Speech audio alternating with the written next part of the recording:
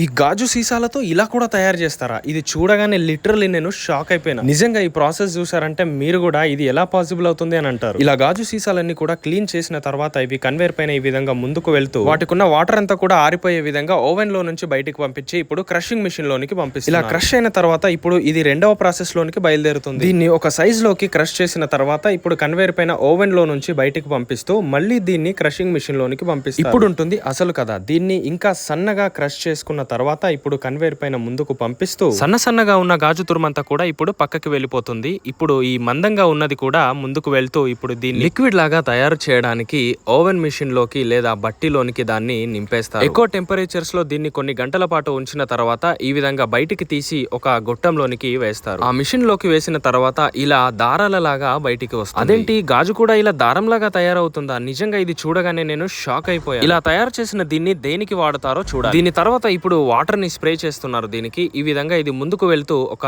Roller లాగా తయారవుతుంది. గాజు పెంకులతో తయారు చేసిన ఈ దారం లాంటిది దీన్ని దేనికి ఉపయోగిస్తారో మరి ఇది రోలర్ లాగా తయారు చేస్తూ దీనికి ఇండస్ట్రియల్ కి పంపించడానికి రెడీ చేస్తారు. ఇలా పెద్ద పెద్ద రోలర్స్ గా తయారైన దీనికి పైన ఫిల్మ్ కవర్ ని చుట్టుతున్నారు. ఈ ఏఐ వీడియో మీకు ఎలా అనిపించిందో ఖచ్చితంగా కామెంట్ చేయండి, మీ ఒపీనియన్ ని కూడా.